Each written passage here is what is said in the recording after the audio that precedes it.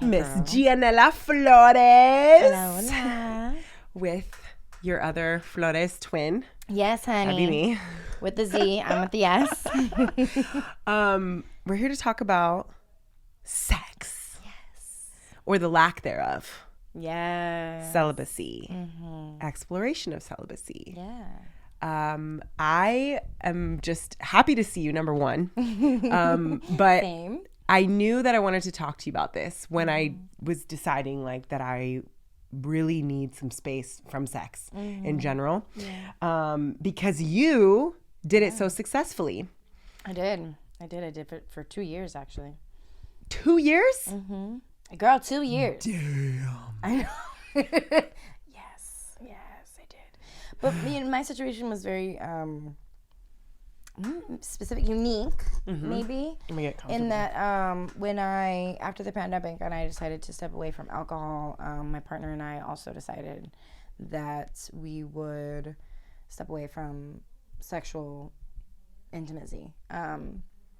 He had brought it up, and it was not my idea, actually. It was his idea, and he brought it up as like, and presented it to me as like, hey, I think that we should heal. I think that you should heal. I was very much on this like healing journey.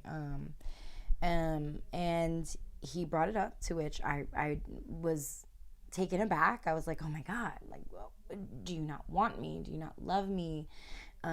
Who am I to you if we aren't having sex? What's my worth to you as my partner if we're not having sex? And that right there, I think that question led me to understand that I really needed to do that. Not just for he and I to heal, but for me to heal as well.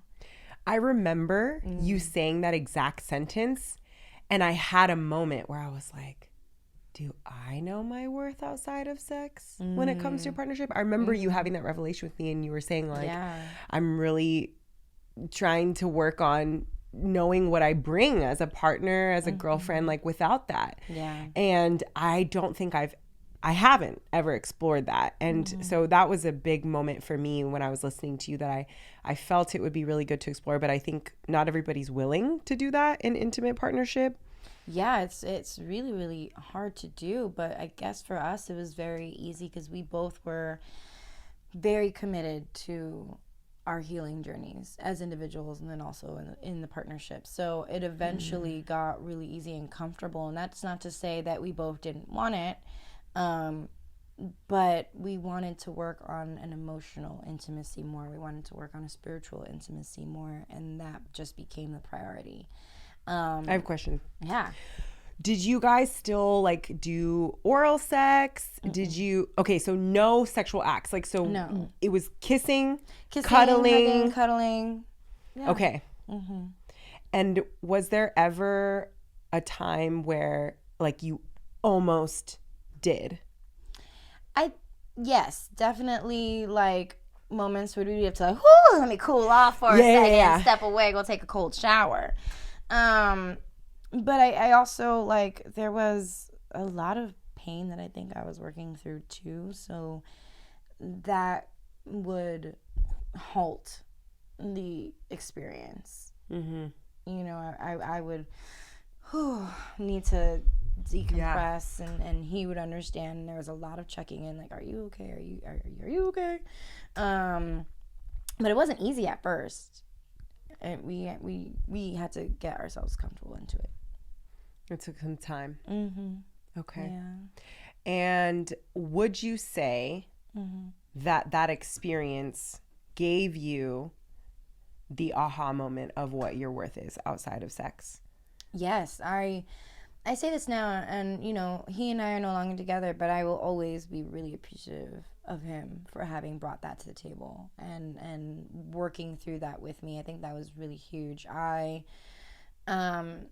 was able to heal. It gave me the space to be able to heal a lot of like the trauma I had incurred through my promiscuity, and it gave me the space to say, you know what, I don't have to do that anymore. Everybody has a little hoe phase, right? Like, we all do a little thing Hopefully. Hopefully. Yes. But I had done what I had done, and I was able to like send love to that human being, and then also move forward in a different path. I forgot the question. Did you find your worth outside of sex after that? Like, did it answer the question? Did it solve the problem? Yes. I think it did, but it will always be an ongoing relationship and an ongoing exploration. Yeah. It's gonna change. Who knows? I might circle back around and want to go into a more explorative point.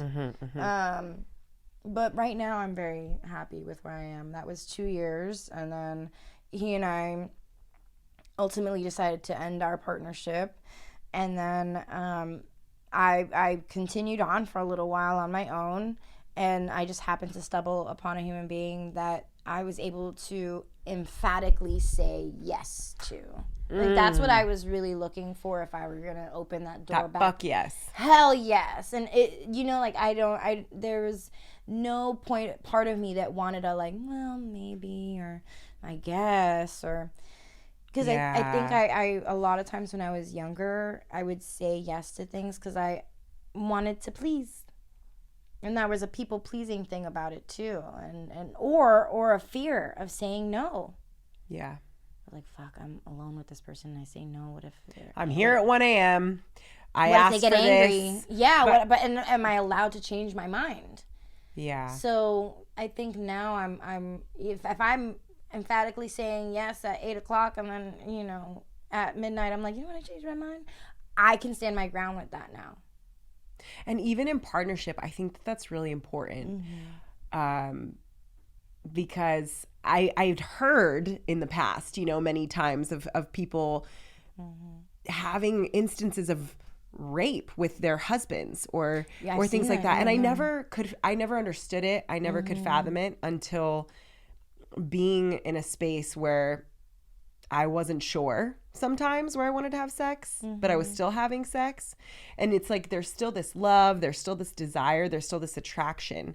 But does your body really want this act right now? And being able to really be rooted in your yes and your no in that, I think is so important. It's complex. It's, it's emotional, it's spiritual, it's physical, and sometimes you're not firing off on all cylinders at the same time. And then also sometimes, you're not doing it for the right reasons. You're trying to fill a void, or you're trying to feel better, or you're trying to raise your vibration, and there's just... Sex is not always the answer for those things. So when you're in a partnership, it's also, there's a level of guilt of being like, no, I don't want to, and then you're afraid that your partner's gonna feel badly and like, oh no, they don't want me, and then how do you communicate and find the language and the verbiage to be able to be supportive and also be rooted in either your yes or your no? And that made me think too, like how to make someone else feel desired without having sex with them too. Yeah, and that was something that me and my ex had to really work on too. How do we show each other that we desire each other? And I remember laughing a lot and eating really yummy foods together, being physically active, like going on hikes and stuff like that. Your love languages, and really rooting into or figuring out what that was. Yeah, there's so many different ways to make someone feel desired that doesn't have to be physical. And that's a really beautiful thing to explore. And like so many stimulating experiences too that I feel that you can still have with your partner. Would you say that your definition of intimacy changed because of the experience? Yeah, absolutely. We were going through the pandemic together, which is crazy. Yeah. Because that was hard. No one was working. There was a lot of fear going around about health and sickness, and people were dying. And in life, in your partnerships, platonic, intimate, spiritual, like life is gonna happen, and we have to kind of find a way to like really partner up and support one another. Yeah. Yeah. And that really, it wasn't perfect. Mm-hmm. Yeah, that's what I wanted to ask you next. Like, what were the cons? What things didn't work about it? You know, I feel so terrible about this, honestly, because I realized after the 2 years, I don't think that he and I were actually sexually compatible. Did you guys, I forget, have sex again before the split? Or just decided to be celibate and then move forward? So what makes you say that you realize that at the end? Through conversations, we got to know each other very well. I got to know what I wanted. I got to know what it is that I wanted and what I desired. And I knew intuitively that wasn't something that he was going to be able to provide. How do you feel like you got more in touch with what you wanted in the space of not having sex? I went to a kink party. Tell me about that. I went to a kink party and I was sober and I was celibate. And I went to just hang out. I feel like that's not I know. normally in one sentence. Sober celibate girl at the kink party. Like, absolutely not, right? Like, I was so nervous and I went with a couple friends of mine and I didn't partake. And I'm such a creep. I'm a voyeur. I like to watch. But it also, like, it was a kinky game night. So, like, there were kinky games that were being played. And being in the space, it was just so funny because I ended up in the kitchen, like, eating snacks and talking to people. And, like, everybody was so sweet and so kind. And it was actually also run by a queer Black woman. So she was very adamant at the beginning to set down the rules, especially for our male counterparts in the space of, like, this is to be comfortable, this is to have fun, this is to explore, this is to express. And I got to meet the practitioners, and I got to talk to the practitioners, and I got to talk to people and laugh. And then I also got to see all these different forms of pleasure and how they were being executed and how they were being executed with care. And I loved it. I loved it so much. And I was also in a relationship with my ex, so I wasn't going to do anything without him. That didn't feel right or ethical whatsoever, but it was something I needed to explore for myself that he didn't want to partake in, but also gave me the room to go do so. So that was so interesting. It was a lot of fun. I want to go back. Yeah.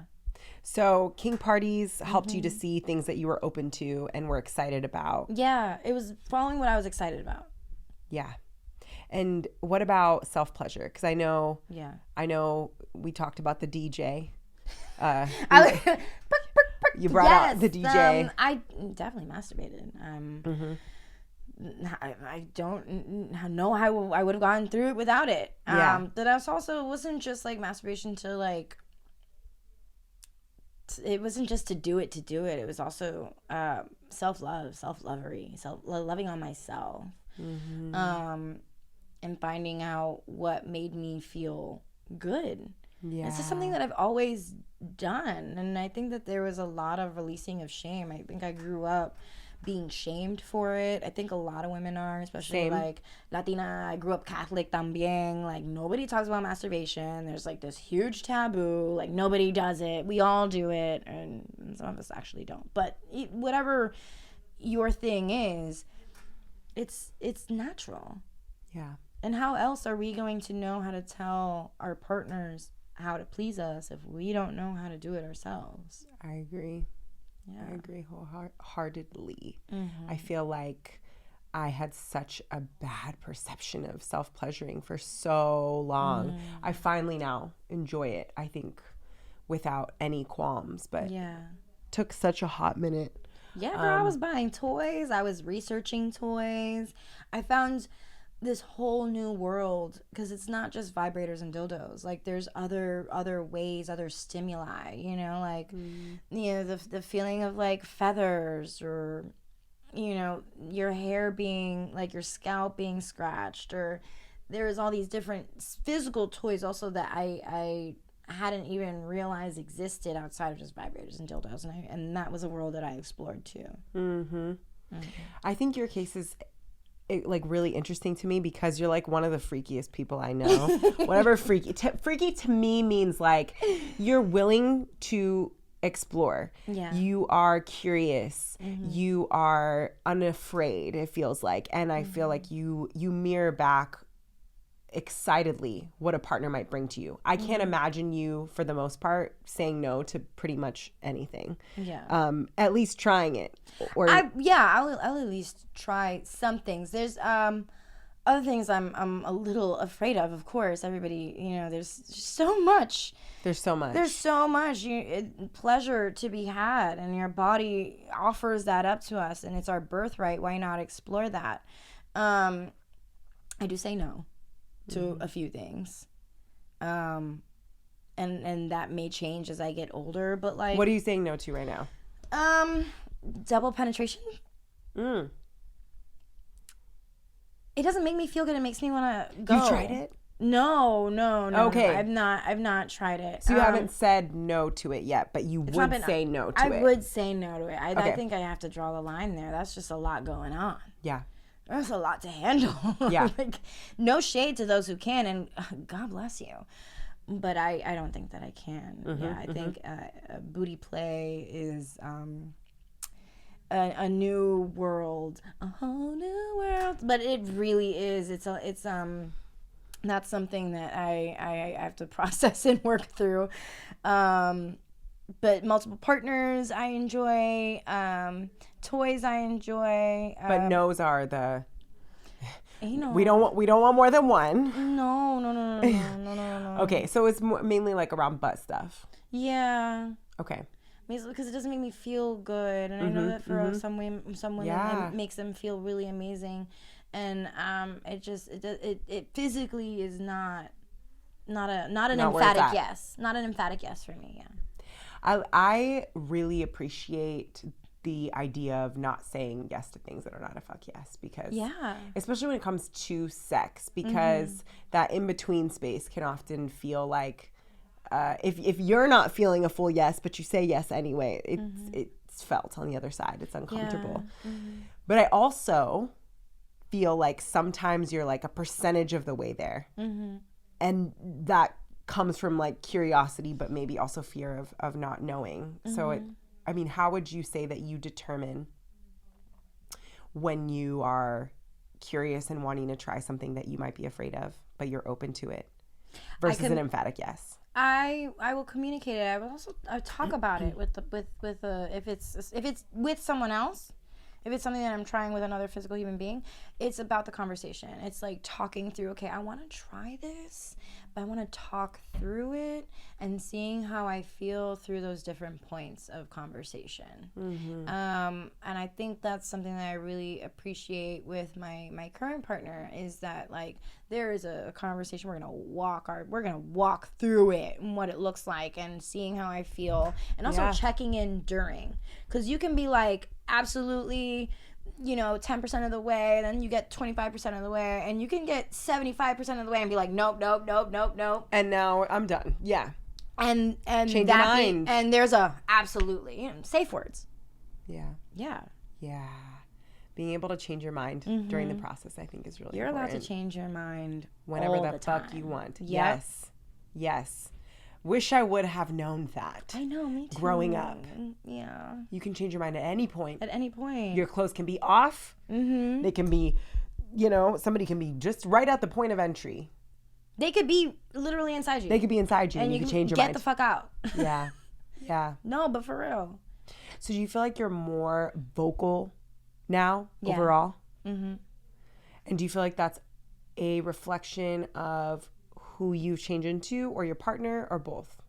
I think it's definitely who I've changed into, and feeling empowered, and also safe within myself to say no.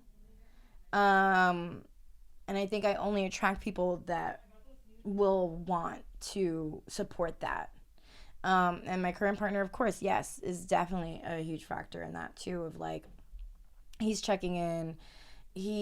We're talking about our desires in like a safe, fun way. It's like fun to be like, you know what, this is a little weird, but I kind of want to try this, or I want to try that. And the curiosity is between the two of us. Yeah. Do you see yourself ever exploring celibacy with your current partner? Yeah, I can definitely see that happening.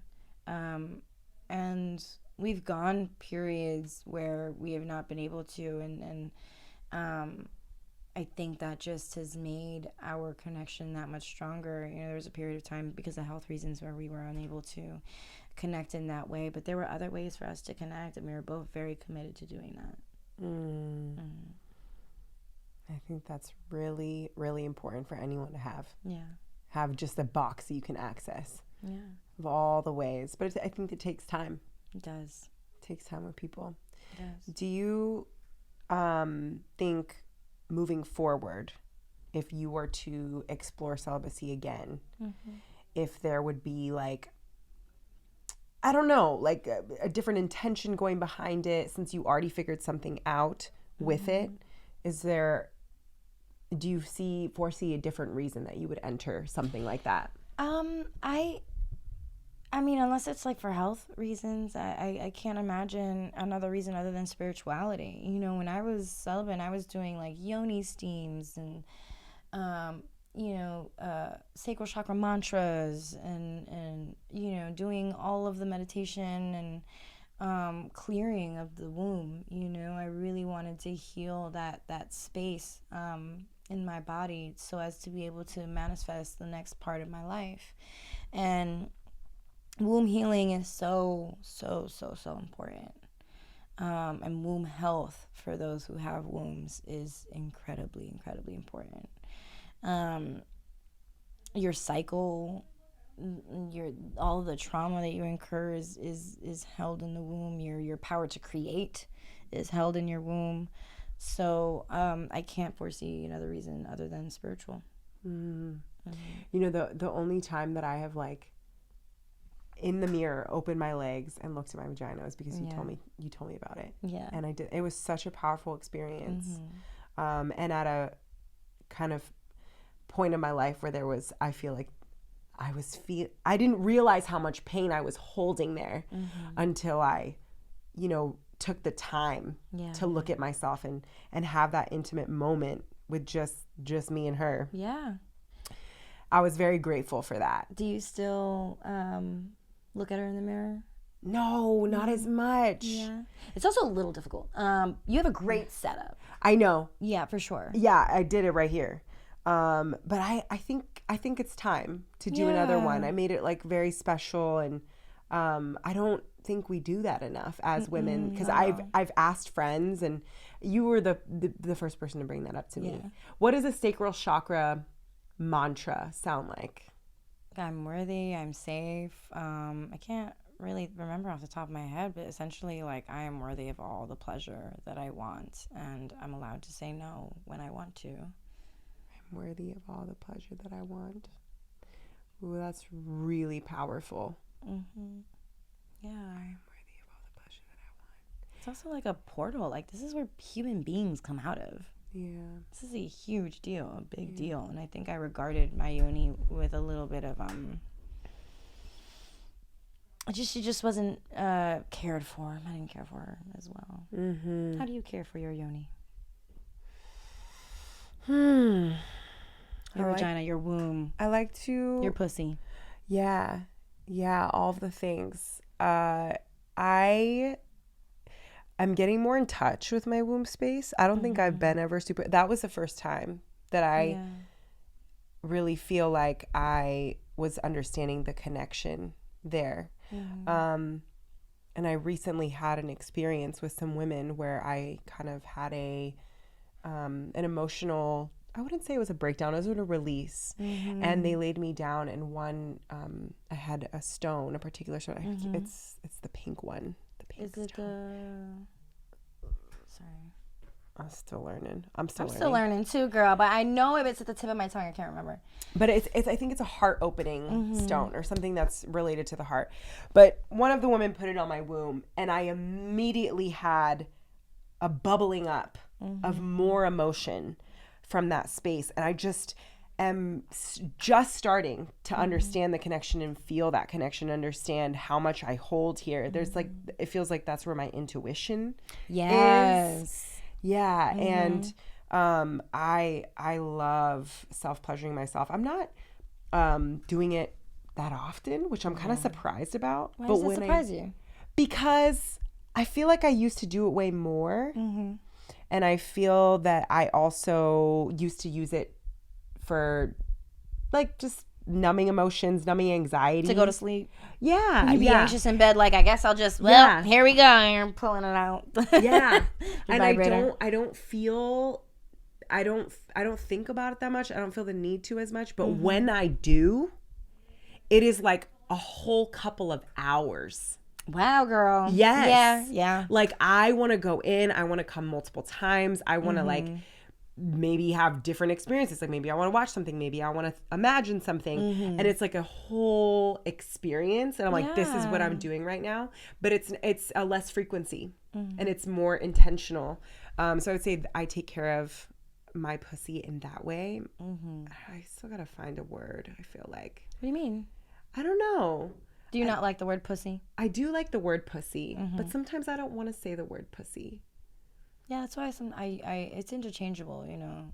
And then also Puerto Rican, so I love the word toto. Yeah. When I was little, I said coquita. Oh, okay. Coquita. What does that sound like to you? Oh, you haven't heard that? Or cuca? Cuca. I don't know if that's bad. Sorry, Mom. I don't know if that's bad. That's just a word I knew when I was little. Toto's the one that I Toto's cute. cute. Yeah. Toto's cute. Yoni, pussy, vagina, womb space, portal. I don't know. It depends. I also, for me, and I'm still figuring it out, but like when I shave, I do feel cleaner. I feel more. I get that.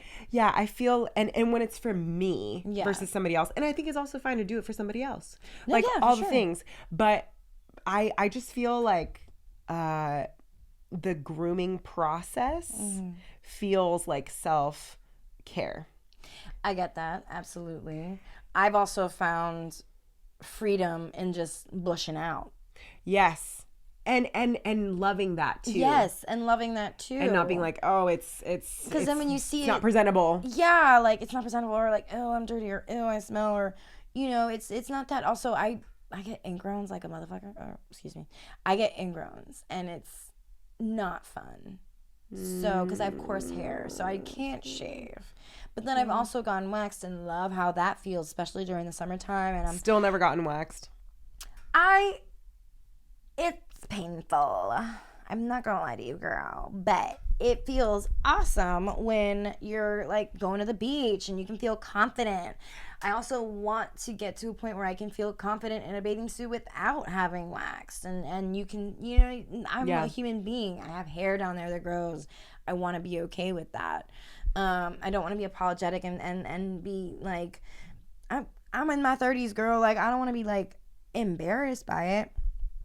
So it's like it's an ebb and flow. Sometimes I feel good doing one thing, and then others I feel doing bushing out. But I also found this product too at like CVS. It's like a trimmer, like an electric trimmer. So I can do that instead of shaving without the painful ingrowns. So I've been doing that. Yes. I sometimes get them, and when they come, they're bad. Yeah. And when they're not, they're all right. But I feel the ebb and flow too of that, of wanting to be shaved, but also accepting when I'm not. And the other thing, it's just like making sure I smell good, like just for me, you know. I just got this new soap actually that's like a yoni soap that's like made with rose petals, and that feels really nourishing and nice. It smells good. Because pH is always going to be something that's affected by so many different things. The type of underwear that you're wearing, your physical activity, what you're eating, what you're drinking, your environment too, and who you're fucking. Who you fucking. Let's be real about that. That honey, changes your smell a lot. Yes. Yeah. So that was also something that I had to heal from, as like a, young 20-something, like being like, what's going on with me if I was getting like yeast infections or my pH was off, and like being shamed by my partner, all to realize it was my partner who was at fault. Yeah. Damn. Which was mad frustrating. Yeah. And, I have to release that resentment, but I was resentful for a long time. Mm-hmm. I was young and I didn't know. That was a part of the education that I think we're missing as women. Yeah. They don't teach us about our cycles. They don't teach us about our bodies. Like, a lot of the studies that have been made in the past were all based on men. We're following these studies and saying, okay, well, this is how much I need to sleep and how much I need to eat, and these are the nutrients and minerals that I need. But that doesn't even apply to us as womb bearers. Mm-hmm. Mm-hmm. So education and research are key. As you're talking, I'm getting excited about getting deeper into what that practice means for me, like being more in touch with my womb, being more in touch with my yoni, my pussy, my toto. Which is, it's because you are so in touch with your body, just in general, being like an active human being. I feel like you're very, very good about nourishing yourself, what types of food you're eating, what nutrients you need. You're very healthy. So do you feel like, is your pussy the only area in your body that you maybe aren't tending to as much as you'd like? Yeah, I think when I think about it, yeah. And what you said earlier, just like actually feeling worthy, like that sentence did not just fly by my head. It really landed on me. Just being worthy of all of the pleasure that I want. Not all of the pleasure that someone else wants. Like, that is what I really want to capture before I enter anything sexual with anybody again. It's just like, what do I want? And knowing that I can have that and I can ask for it and I deserve to experience all, I'm a very open person. Yeah. But I think sometimes to my detriment, because I'm more open to what someone else wants from me, which can be pleasurable. But I really just want to be in the phase of knowing what I want. Yeah. And it's so curious. I wonder, do you think that, because a lot of the women that I talk to want to please. Is that how we're socialized in society? Is that there's a pleasing kink as well? Where do you think you land on that? Why do you think that that's been your experience? I think women are definitely socialized to please and to please men. Now, where I fall on that, because I've gotten to observe myself now in several different sexual dynamics, a sexual dynamic with a woman, a sexual dynamic with a man, and also witnessing myself within those switching. I feel like I identify as a switch, and I like to be dominant. I like to be submissive. And I genuinely have gotten to a place in my life where I enjoy pleasing.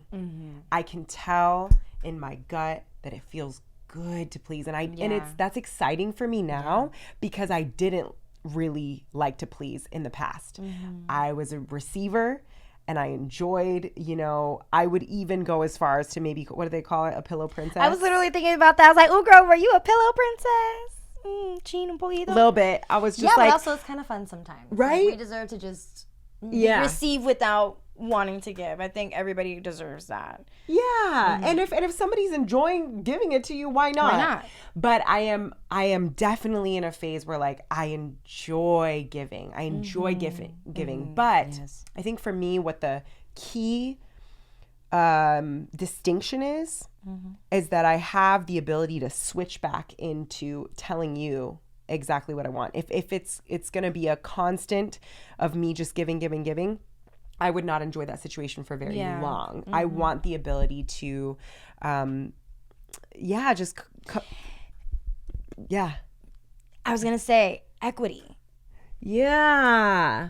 Because I also identify a bit as a switch as well, but like I want there to be equity within the dynamics of giving and receiving pleasure. Because I think unspoken expectations just create resentments, and if we're not really communicating like, hey, this is what I want and I'd like to give this to you, but also I don't want to feel like I'm giving and not receiving. Like nobody wants, well, some people do, and God bless them, but equity is definitely important for me within a sexual dynamic, for sure. I think it takes a lot of comfortability. I don't want to say communication because I think that's so broad, but like just talking and being okay with figuring it out, because when you are a person who likes to switch, and if you're with somebody else who maybe doesn't and they tend to lean towards one side, you need to be able to communicate to your partner, like, where are you at today? Or where are you at in this moment? If we had sex earlier in one way, are you down for this now? Because I don't want you to not enjoy and you would never, the experience. Never assume. Assuming that it's always one way. I just think that sounds boring. That sounds so boring to me, to always have sex in the same dynamic. Doesn't even have to be the same position. Same dynamic is even boring. I really want the ability, like you said, that equity there, where I feel like I can ask for things, you can ask for things. My ideas are just as valid as yours in the sexual experience. How do we have fun? How do we have fun? Sorry. Hungry girl? Yeah. Some food. How do we have fun? I think that's also really important, because it's like, yes, you want to have sex, and yes, communicate, and yes, comfortability and spirituality and physicality, but also let's priorities like fun and curiosity. And I like that. Yeah, I want to, like, fun. We are done, and I'm like, yes, that was so much fun. I love that you're high-fiving. You're like, yeah, we did it. Like, that used to bother me so much. What do you mean? Like getting high-fived after sex. But now I understand. I appreciate it now. Yeah, I mean, even like we did that. We had fun, and it doesn't even just within a monogamous exclusive relationship. If you're polyamorous, if you're single, if you're having a one night stand, like it could still be fun. And you can still high five if you want, and no pressure. But like, just have fun. It's really what life is about. Doesn't have to be so deep sometimes, and sometimes it can be deep, and not. I don't mean that just literally, but also figuratively too. It could be passionate. It could be those things as well. It's just we're allowed to have every iteration of what that means. So the last time I had a sexual experience was a reason why I really solidified the idea of, like, I really want to only be in spaces where I'm in a fuck yes, because it was again another situation of being in a bed thinking I kind of had to do a thing, and I was so proud because it was this moment of like, I don't have to do this at all. Yeah. Being super vocal, telling that person to leave, not having sex because I really didn't want to. Yes, honey. And it felt really good. I feel like truly, honestly, and now at 31 years old, that's the first time I've actually really stood in my power in a situation where I didn't want to do something and just stood for what I wanted with no guilt. And when I come back to having sex, I want to stick to those things of like fun. It doesn't have to be something long-term serious. It doesn't even have to be deep, but it can be deep. We're willing to go there. It is an emphatic yes. That emphatic yes. Yeah. How long do you have like a timeline that you want to practice celibacy, or is it just like a day by day, we're seeing how it goes kind of thing? I envision a year, but if I feel called, intrigued enough, if I get that emphatic yes, then I'm gonna let myself do that. But I don't even feel the desire to have anyone in my intimate space right now. And not even willing to date in the moment. But I actually would love to date for a while, celibate too. Yeah. And then from there, we'll get see. wined and dined, honey. Yes. No, I think that's really great. And, you know, a lot of, because I started reading up on a lot of this stuff when I was celibate, and like spiritual practices. And I know that you're fasting right now, but celibacy is kind of the same idea of like when you're really trying to find like a deep spiritual release and you're on that road and that path, you abstain from alcohol, you abstain from sugar, you abstain from sex, you abstain from things to be able to really dig deeper into what it is you're looking for spiritually. I'm really excited for you and what you're gonna experience and what you're gonna find and discover. I think this is gonna be a lot of fun. Thank you. I agree. I think it's gonna be fun. Thank you for having this convo with me. Appreciate it. In my bed, all cozy. Yes. I appreciate you. I think we did it. Yeah. High five. Diablo, man. Eso me dolió.